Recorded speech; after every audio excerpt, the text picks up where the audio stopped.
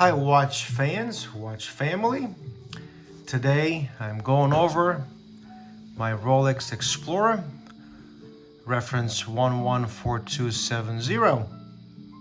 I had this watch for say about 2 months now, and perhaps it's time to go over its good and bad things it has to offer. Before we do that, I'm gonna pour myself a glass of wine and just relax and enjoy the ride here. This glass is all for you watch people who still wear a watch or two on your hands and not a smartwatch. Cheers to all of you.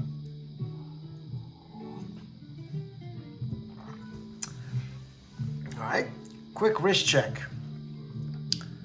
On my right hand, I have this beautiful Retras diver with its amazing acrylic crystal and beautiful case and aluminum insert. If you have any interest in this watch, I'm going to put a link up top. You can go to the video and watch that video.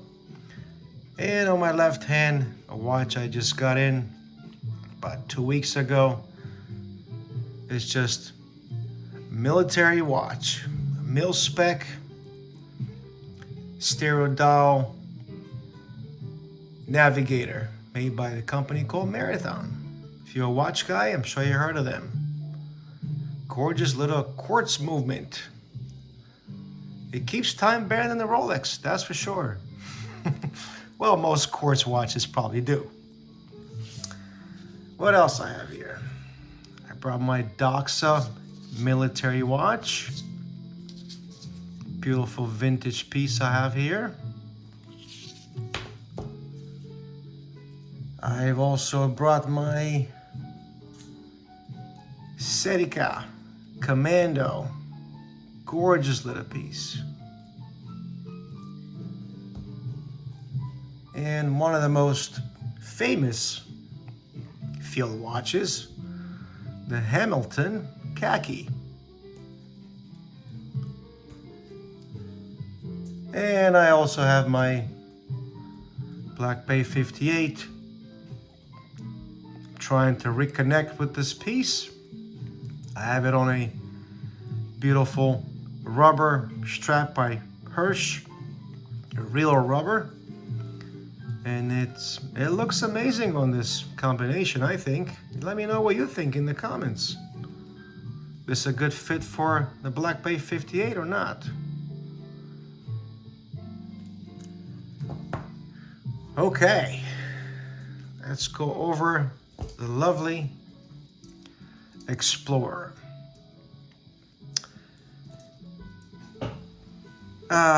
First things first, this is a 2005 model, so it would be obviously reference 114270. It has Swiss made on the dial, and this has Luminova. The previous reference, some of them still had tritium, and this one has Luminova on our markings. Obviously not on 3, 6, and 9. Dimensions of this is a 36 millimeter Explorer. 36 by 44, 11.3, I would say, and 20 millimeters. Those are dimensions that most watch people know. So, a little backstory on this watch. It has not been my Grail watch for a long time. My Grail watch was the Submariner. Until I had one in here, and I seen also a few besides that one. I had one for about 3 weeks or so. I did a review. If you have interest, I'll put a link up top here. And I was not surprised that I didn't like it. What I mean by I was not surprised is because for a while before I got the Explorer, the Submariner in, I started to realize things about it I didn't like, and when I got it in hand and I spent time with it, I really realized I didn't like it. Now the one I had here was a super case, so maxi case, whatever. I complained about that in that video. I caught a lot of hell from a lot of watch fan, Rolex fanboys, but I got over it. So the Submariner is not for me. An older reference, maybe, from the 90s or 5513, 5512, those I like. And then I actually seen a Explorer on somebody's hand. And I started to realize that the Explorer is more to my liking. Now, some of the things about this watch that everybody knows, it's an icon, obviously we all know that. It's been around, the Explorer, for many, many years, only a few references, not that many changes to it. Even the new Explorer, if you don't really know watches, it looks just like this one, okay? So, obviously the new one, it's a little bit different. Now, this, and why I like this one. The case, the dimensions, the height. Clearly this is not new. It has dings, it has markings on it, it has scratches. Actually, the reason I showed you this is because this is my scratch and this one. The rest were here. It's an old watch. This is 17 years old. It's gonna have dings. This has never been refinished, repolished, anything. It has this beautiful and loved by many oyster bracelet that not only tapers down to from 20 to 15 and 15.6, 15.7, around there. So let's say 16. What most people don't know is that it also tapers from about 4.5 to about 2.8. So that is very, very nice on the wrist. When you look at it, and it tapers in height, if I can call it that. Also, it's very nice. Mine has the vintage clasp, which I like a lot, actually. I didn't think I would, but I like it actually very much. Take a little sip of this.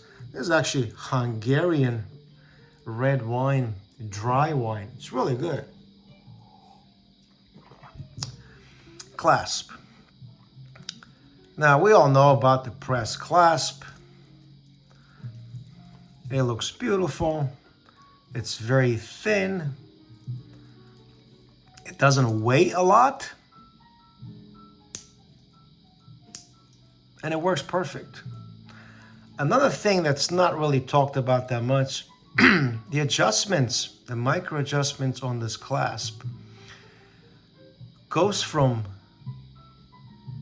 about 4 and 4.3 or so between the two.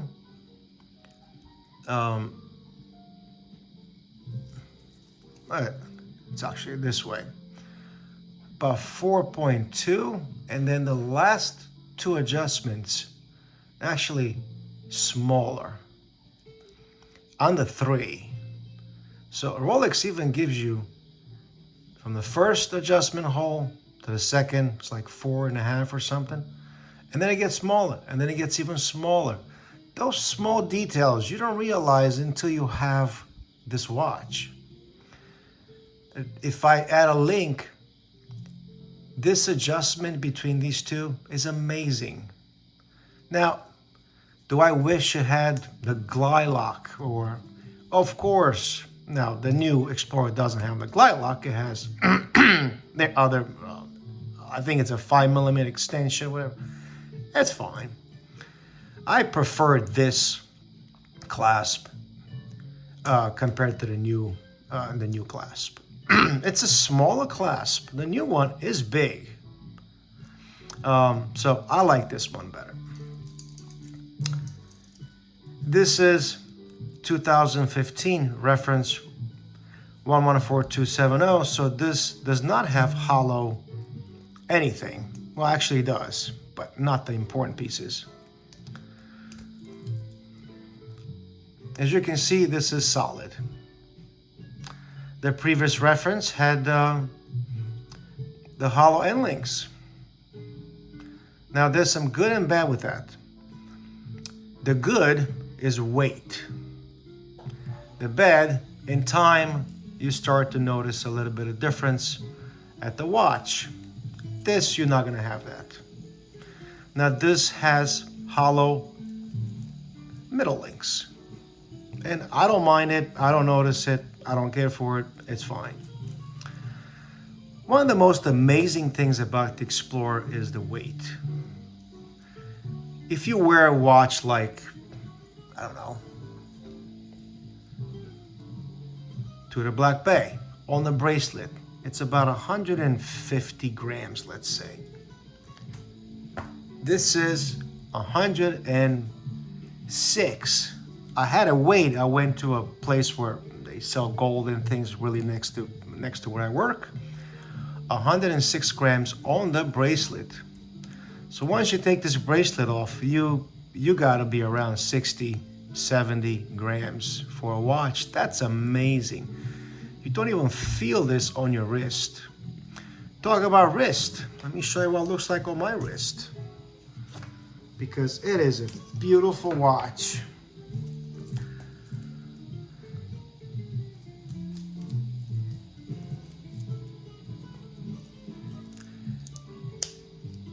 This clicks in so nice. Now, I know the elephant in the room, 36 millimeters. I don't think it's a big deal on my wrist. My wrist is 6 3/4. When I bought this, I was worried about that until I came in and I put on my wrist. It took about a minute for me to say, you know what, this is actually very nice. Gorgeous, gorgeous, gorgeous watch. Now, let me turn this on and give you some other great things about this watch. The crown. It has a beautiful pop, Rolex pop. The movement is amazing. Mine is between 2 and 3 seconds fast. After 17 years.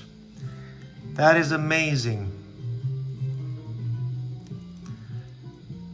Small crown, 6 millimeters. I mean, it does work. Maybe not with these gloves, but it works just fine. 100 meters. Water resistance. Typical Rolex case back. An amazing, amazing case, the way it slopes.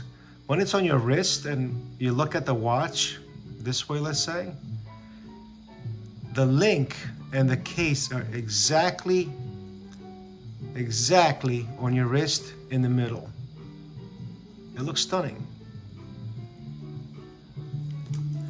Now, some negatives. I can see how some people are scared about the 36 millimeters. I get it. It is not going to work for everybody. They have a 39. Well, they had a 39. That some people liked. People with bigger wrists loved it. People with 6, 7, some of them didn't. That reference has the Explorer at above 6 o'clock. That's the easiest way to distinguish, obviously besides the size. When you see just pictures of a watch sitting down, You can't measure it, okay? So, but if you look at the dial, you'll see Explorer right here. Right away, you know it's a 39 millimeter. Another negative. For some people, this clasp would be dated. I get that. The new one looks a lot more nice, you know, it's the new Rolex and so forth, but keep in mind, it's gonna add weight. Another negative of this watch, this is an old watch. It doesn't have a lume at 369. The new one does. That sure looks amazing. I cannot say it doesn't. But this one is not bad either. It does what it's supposed to do. Tell time. There has not been one time where I was unable to tell the time on this watch. Doesn't matter what time of day. Even if I wake up at 5 a.m., it still has a little bit of lume, and all you need is one small light source, and the hands pick up the light. Amazing. You can tell time with this watch. Now, some of the things that attracted me to this watch versus other Rolexes. Clearly, I am not a Rolex aficionado. No Rolex. No Rolex. No Rolex here. This is the only one I have. And most likely the only one that I will ever have. This watch is worth a lot of money. And I know for some people, it's not worth half of that. It tells time just like all those watches. It tells time just like this. I think I paid $200 for this, or maybe a little bit less than that. And this is from 1955. And it works just fine. You don't need an Explorer to tell time. You buy it because of what it is. It's an amazing piece, very easy wear. You don't notice it on your wrist. And the most amazing thing about this Rolex, not one person recognized this watch on my hand as being a Rolex. Well, except one Rolex collector. So, obviously, he'll realize what it is. But day-to-day non-watch people have no idea. They look at it, oh, it's just another silver stainless steel watch. They have no clue. And that's what I didn't like, some of the things about the Submariner. I was recently at visiting a place in Pennsylvania where I live. It's called New Hope. Ritzy, preppy place. I was there for maybe 2-3 hours. I seen about 10 Submariners and one Yachtmaster. Not one Explorer. Most watch, I shouldn't say watch collectors. Most people who want to buy a Rolex for the bling do not buy an Explorer. This is not a blingy watch, and that's why I love it. Race crystal. Sapphire, amazing. Looks beautiful. No AR coating that I'm aware of. But that's fine. You can see the time just perfect on this watch.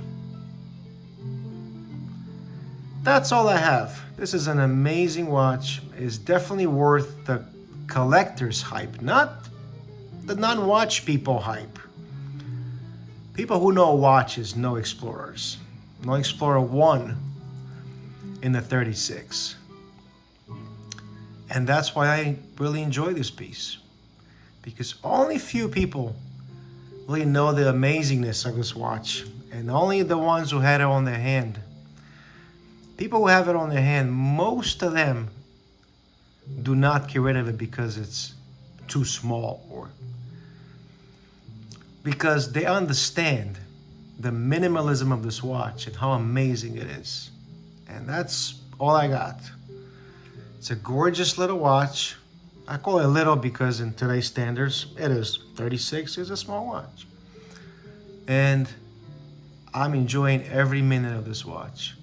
The only negative thing about me getting this watch is that a lot of watches are just sitting, including the Black Bay 58.